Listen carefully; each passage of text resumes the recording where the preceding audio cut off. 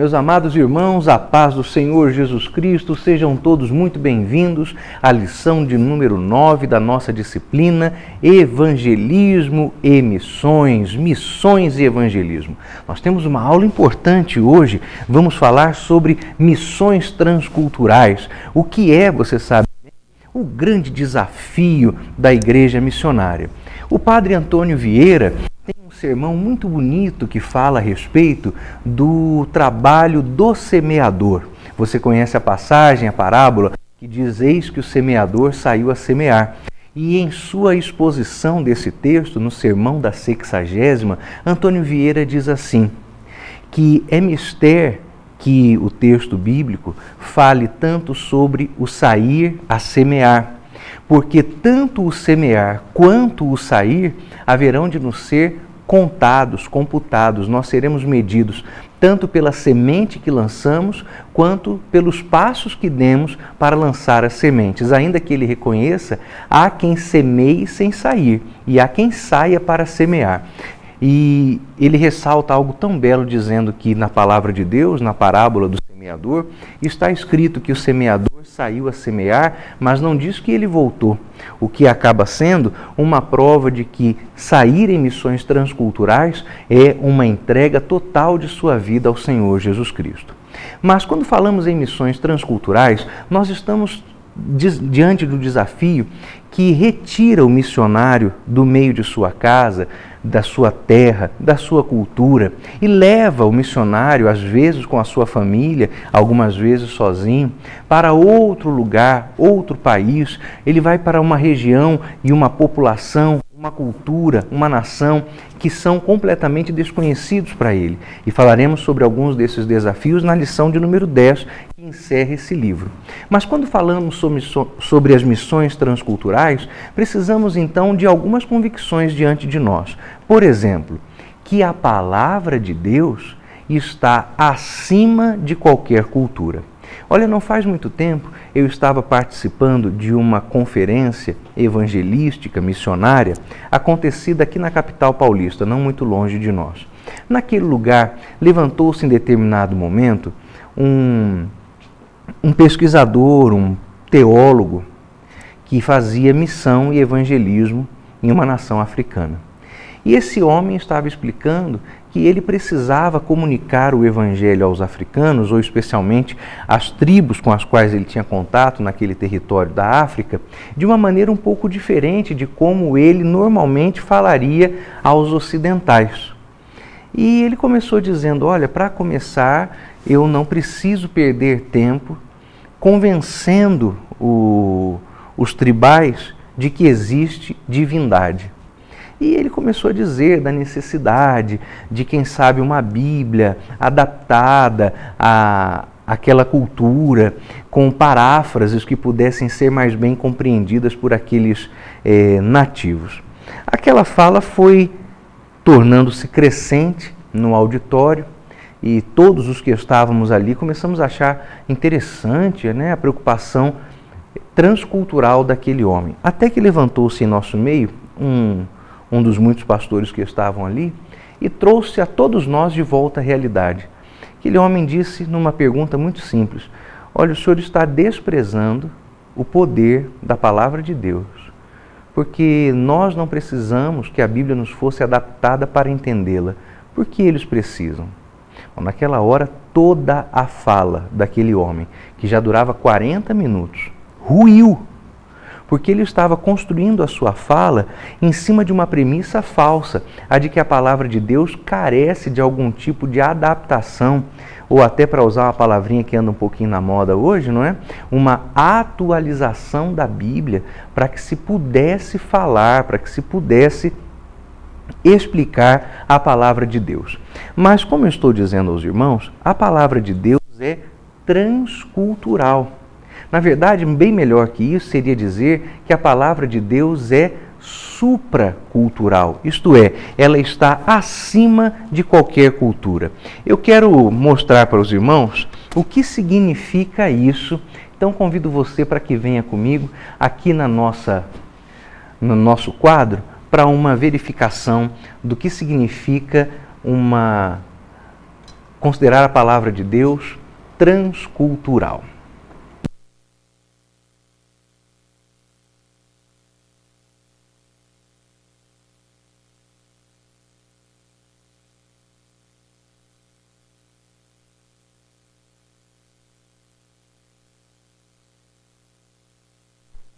Eu vou falar para os irmãos a respeito de um material, um livro que você deve ler.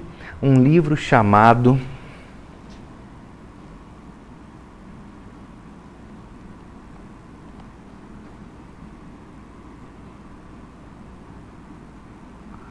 O Tótem da Paz.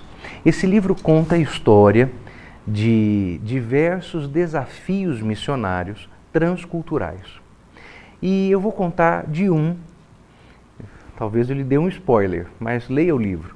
Não é romance, hein? É história verdadeira. Esse livro fala a respeito de um homem, um missionário, que chegou em uma determinada tribo, em um lugar muito distante, e conseguiu, com algum esforço, reunir boa parte da tribo para que a tribo acompanhasse a sua pregação a respeito de Jesus.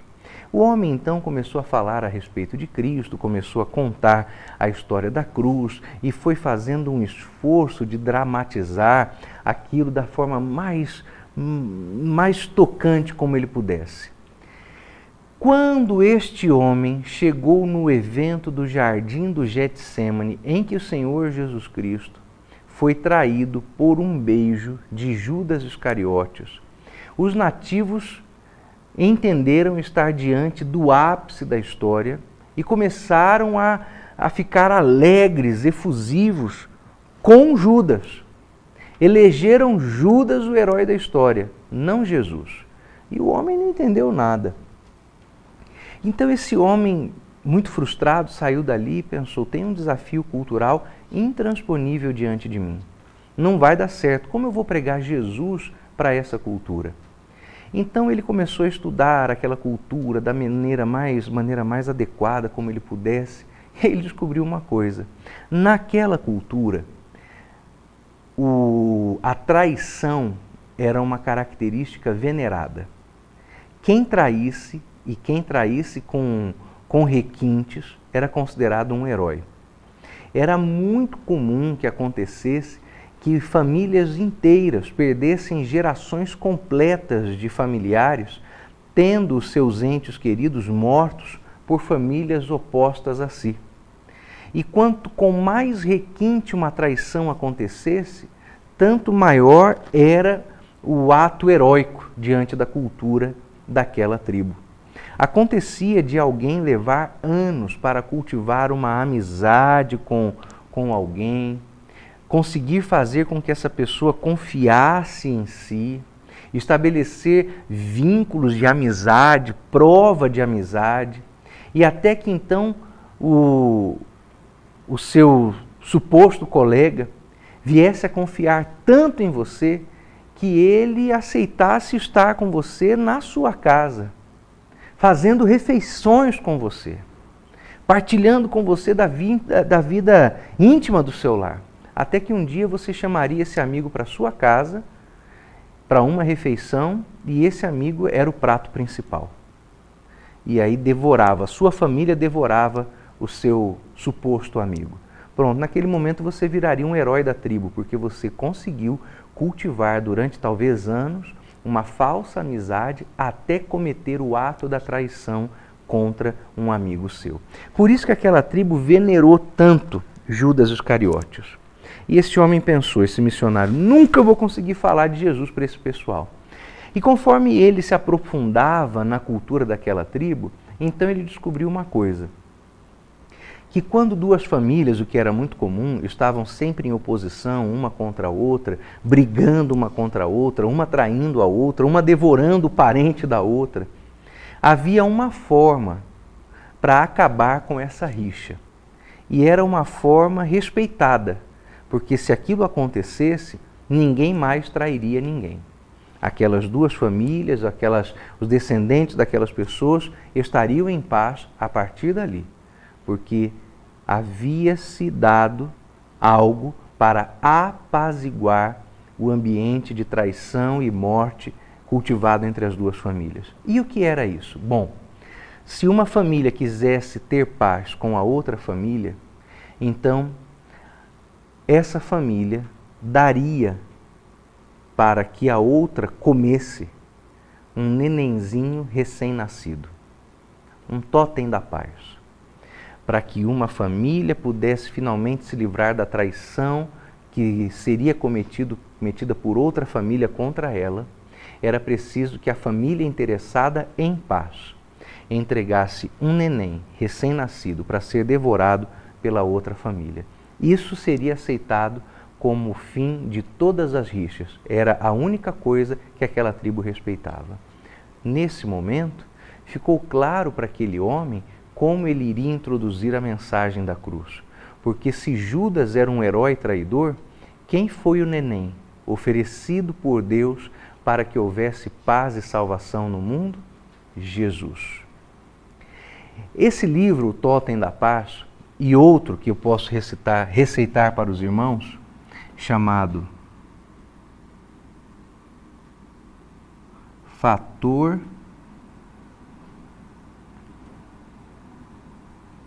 Melquisedeque.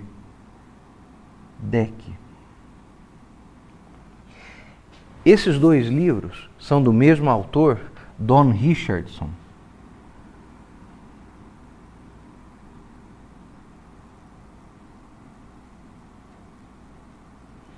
Que é um especialista na área missiológica. E ambos os livros ensinam a respeito de algo que é sumamente importante para essa lição. Preste atenção nessa palavrinha que eu vou explicar para você, meu querido irmão.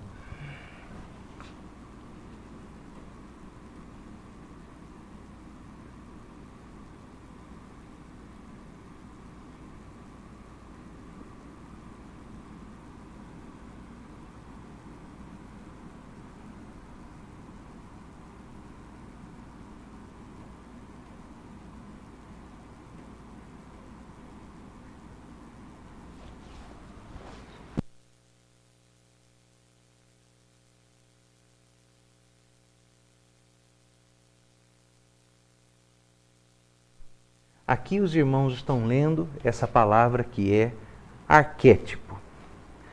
Então, o que significa arquétipo?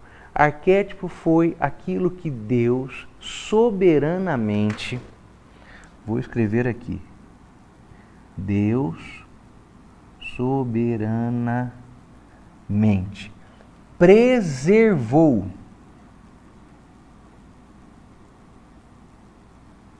em cada cultura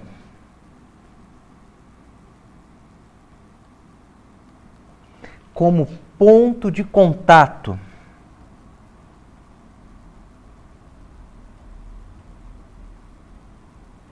para a introdução do Evangelho. Arquétipo. Mas o que significa essa palavra? É uma palavra que vem do grego e você conhece. Pensa comigo aqui, ó. Essa palavrinha grega é formada por duas outras que você conhece. O que é arque no grego? Isso aqui significa o principal. O que é quem é o arqui-inimigo do super-homem? É o Lex Luthor. Quem é o arqui-inimigo do Batman? É o Coringa. Então, arquétipo, arque, é o principal.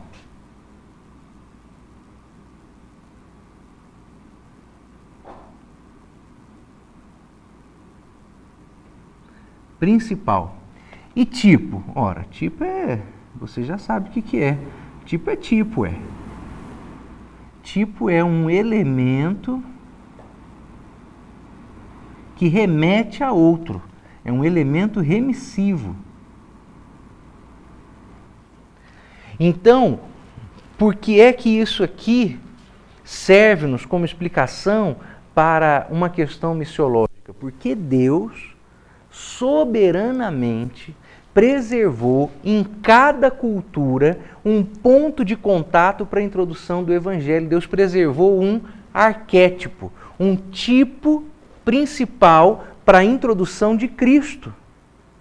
É um axioma, é um princípio pelo qual Jesus é apresentado a cada cultura. Ora, se nós estamos contando essa história tão terrível, dessa tribo que cultivava a traição como um traço de caráter louvável, você pensa, nunca vai dar para ensinar Jesus a esse povo. Dá, está aí.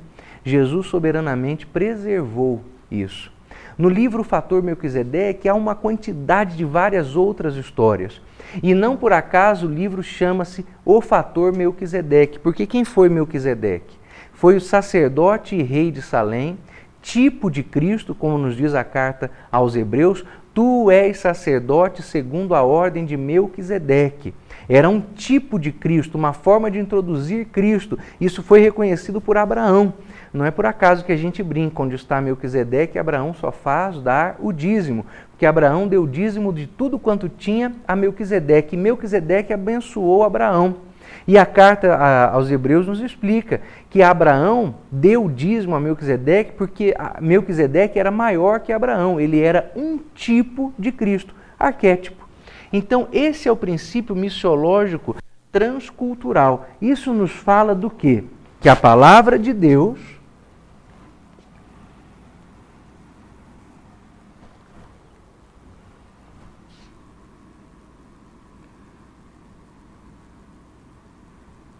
a Bíblia é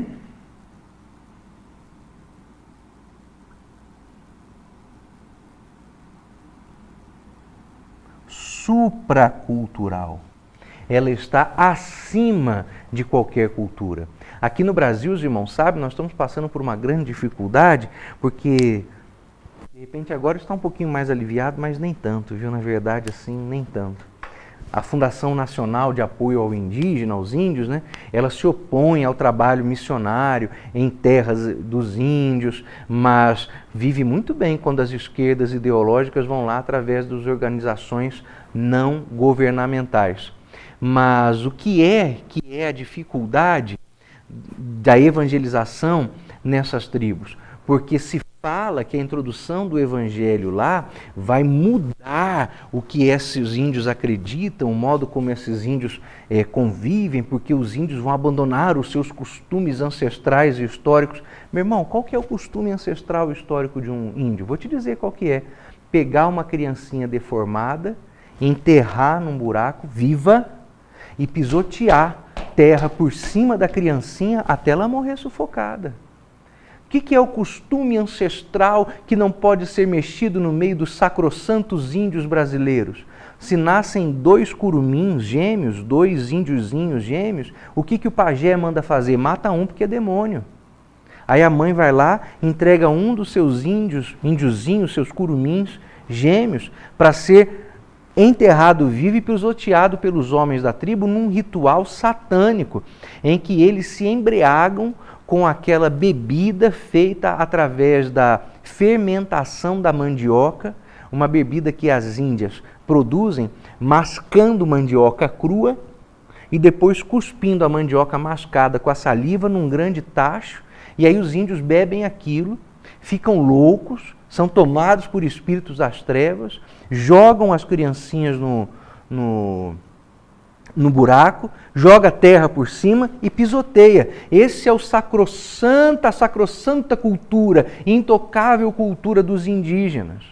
A palavra de Deus, quando chega num lugar, ela não muda a cultura, não. Ela muda o mau hábito cultural. Porque cultura do índio, que eu vou achar interessante, é se o índio, mesmo servindo ao Senhor Jesus, quiser continuar com o seu cocar, quiser continuar usando as suas roupas, os seus trajes típicos, quiser continuar lá no meio do mato, ainda que isso para ele o prive de tanta coisa, mas enfim, quer continuar lá, caçando, pescando, não tem problema, deixa o coitado do índio lá. Nós estamos falando de uma mudança que não é como se diz a esquerda, resistindo ao evangelismo, cultural. É uma mudança da barbárie, porque isso é barbárie. Fazer isso com criancinhas é barbaridade. Fazer isso com o seu inimigo vencido é contrariar todas as regras que nós tanto primamos como regras de um bom combate, é contrariar a Convenção de Genebra, é contrariar todos os direitos humanos, que aliás a esquerda diz defender tanto. Então, fazer essas coisas é errado. E o Evangelho vai para transformar essas coisas. Ele não vai para fazer com que se percam os traços, os caracteres culturais. O Evangelho age para retirar de qualquer cultura aquilo que ela tenha de errado, de satânico, de demoníaco, de perverso. Porque a palavra de Deus é acima de qualquer cultura, é supracultural. E de fato, voltando ao caso daquela reunião onde estávamos, aquele pastor estava errado. Não há necessidade de adaptar culturalmente a Bíblia, porque isso significa desprover a Bíblia do modo como ela foi originalmente escrita. Recentemente, vi um projeto de uma das sociedades bíblicas tão famosas no mundo e no Brasil. Uma sociedade bíblica estava propondo uma Bíblia adaptada à cultura indígena. E aí se inseriria no texto bíblico informações do tipo: Jesus falou em pé, Jesus falou sentado, porque o índio entenderia uma fala em pé de um jeito e uma fala sentada de outro. Então, em nome do que seria uma adaptação cultural, se está advogando, até mesmo em sociedades bíblicas ao redor do mundo, a ingerência sobre o texto bíblico. Você não acha, meu irmão, que se houvesse a necessidade transcultural de se deixar registrado que Cristo falou em pé, falou sentado, que alguém estava reclinado ou não, a Bíblia traria essa informação como traz quando é necessário? Aí alguém vai dizer: mas aí estamos pregando de um livro que é majoritariamente judaico para uma cultura que não é judaica. Irmão, a minha cultura não é judaica. De fato, nós temos elementos judaicos na nossa cultura, sim, por proximidade e convivência, especialmente no velho continente, no velho mundo, mas eu não sou judeu e eu não tenho dificuldade de entender a palavra de Deus por isso. Se Deus reconhecesse a necessidade de qualquer adaptação, de qualquer informação no texto bíblico, Ele a teria posto lá pela ação da inspiração que o Espírito Santo coordenou e operou. Mas Ele não pôs. Então por que nós vamos pôr? Quem nos dá, o que nos dá o direito de intervir na palavra de Deus ao ponto de transmutar aquilo que foi inicialmente escrito e redigido num texto bíblico? As missões transculturais exigem, sim, que o missionário se adapte, se adeque àquilo que for realidade do momento, do lugar em que ele está vivendo. Mas, em momento algum, isso significa que ele deve travestir a Bíblia com qualquer tipo de adaptação. Isso aí é uma mentira, é um engano. A palavra de Deus é supracultural.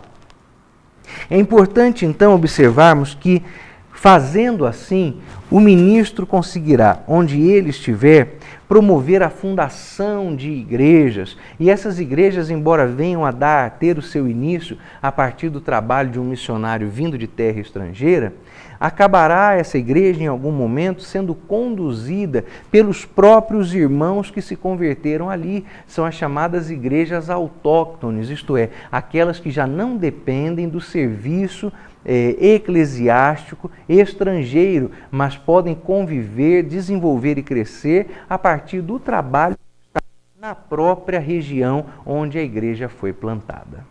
Meus queridos irmãos, com isso nós chegamos à nossa aula de 9, terminamos lá aqui e, em nome de Jesus, permitindo Deus, nos encontraremos na lição de número 10. Até lá, que Deus em Cristo te abençoe.